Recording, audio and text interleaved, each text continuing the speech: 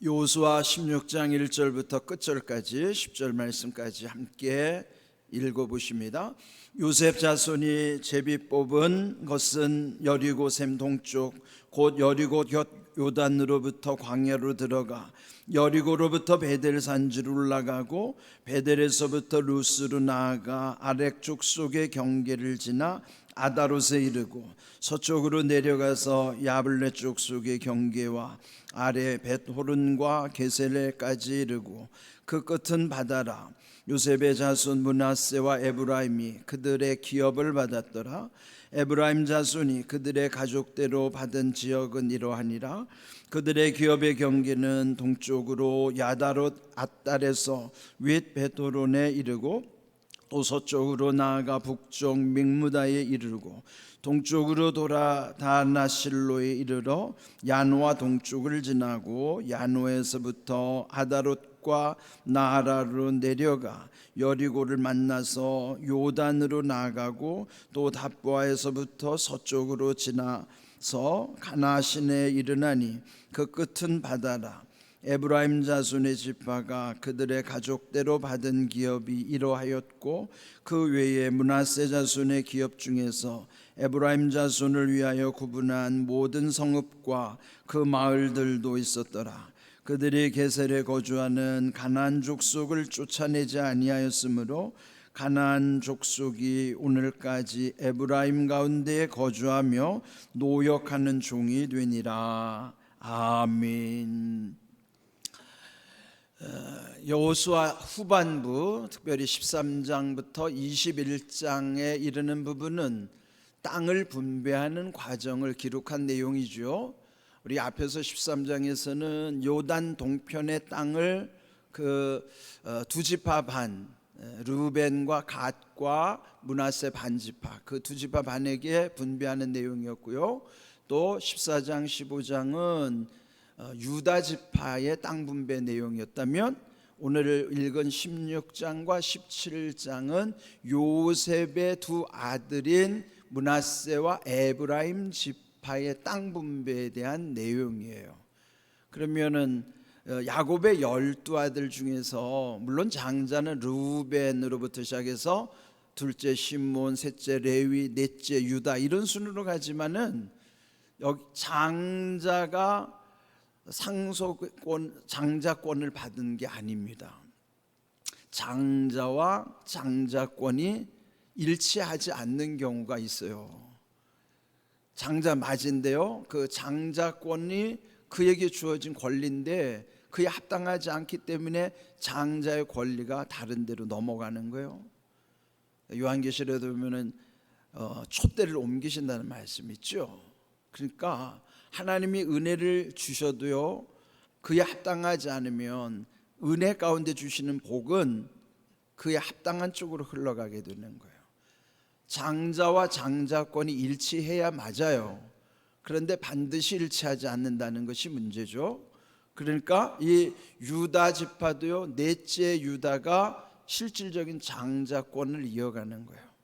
그리고 오늘 여기에 요셉의 두 아들인 므낫세와 에브라임에게 주시는 복도 사실은 야곱의 12아들 중에 요셉은 11번째 아들입니다.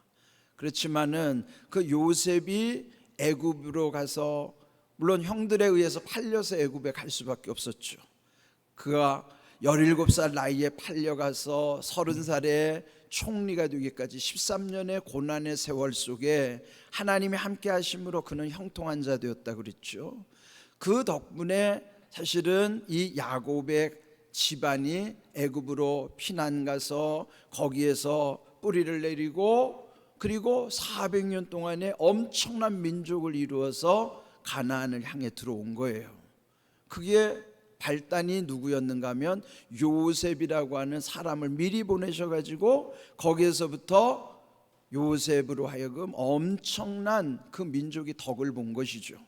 그러면 유다와 요셉이라고 하는 이 두 지파를 통해서 하나님의 뜻을 이루어 가시는 거예요. 유다는 장자가 아님에도 불구하고 장자권을 취하게 하시고, 요셉은 그가 한 중요한 지난날에 큰 일이 있으므로 또 그 두 아들인 므낫세와 에브라임이 복을 받는 거예요. 그런데 여기 보시면요, 4절에 요셉의 두 아들 므낫세와 에브라임이 나와요. 그러면 장자가 므낫세인 게 맞아요. 그런데 장자권이 어디로 가냐면 에브라임에게로 넘어가요. 여기도 장자와 장자권이 일치하지 않습니다. 그래, 이 중요한 사실을 우리가 보면서 또 하나, 요셉은 그 야곱의 아들임에도 불구하고 요셉 지파라는 명칭은 없어요. 그러나 요셉의 두 아들인 므낫세와 에브라임이 아버지 이름 빠진 대신에 두 아들 이름이 지파 속으로 들어오는 거예요.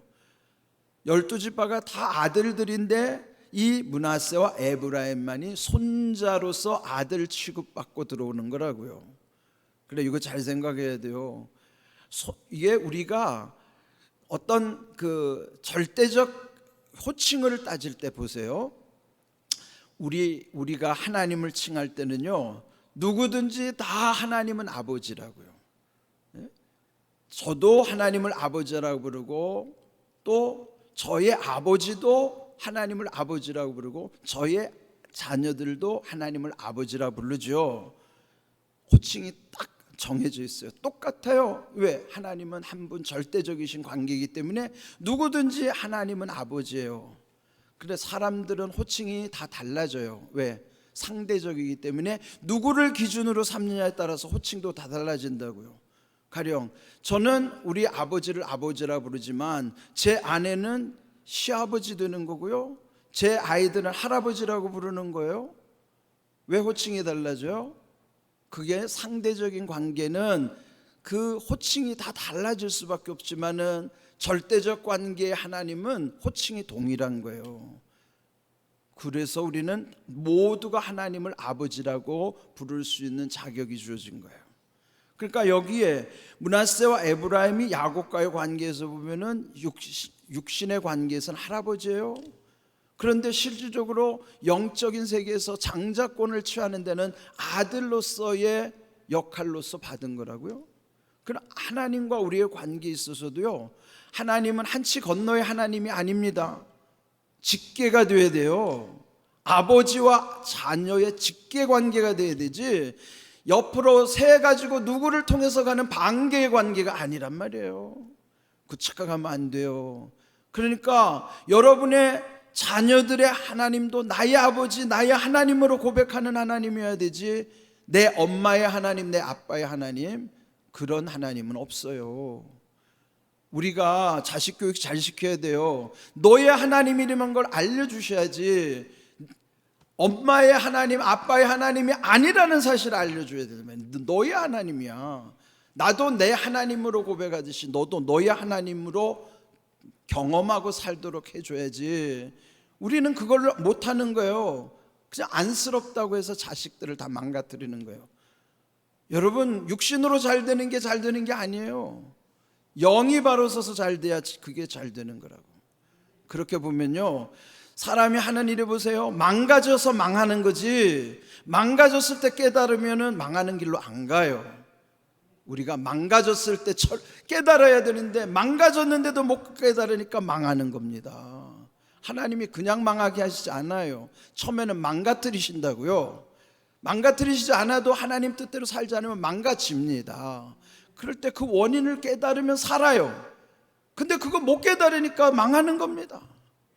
이게 우리가 하나님의 공의 앞에 두려워야 되는 면이란 말이에요. 그런데 여기 보세요. 므낫세 에브라임에 대해서 오늘 여기에 5절 이하에는 둘째 에브라임에게 주시는 복이 쭉 이어져요. 근데 여기 지명들, 어제 보았던 120개 성읍을 읽는데 그게 우리하고 상관없으니까 그게 도저히 우리에게는 와닿지 않아요. 오늘도 마찬가지예요. 그런데 오늘 읽으면서 느낀 게, 오늘 제목이 뭘까요? 그 끝은 바다라. 그 끝은 바다라는 말이 두 번 여기 반복되는 게 나와요. 첫 번째, 여기 그 끝은 바다라 하는 말이 요 앞에 나와요. 그 다음에 8절에도 보면 그 끝은 바다라 하는 말이 두 번 반복되고 있어요. 3절 끝에서 또 8절에서 그 끝은 바다라. 그런데 바다라는 말을 설명하기에 앞서서요, 1절 끝에 보면은 산지로 올라가고, 2절 끝에 보면 어디에 이르렀고, 3절에 보면은 또 내려가고 또 이르고 또 이렇게 진행하는 거 보세요. 올라가고 어디에 이르렀다가 또 내려가고 또 어디에 이르고, 그리고 그 끝은 바다라. 그걸로 잘 생각해 보세요. 뭐가 보여요?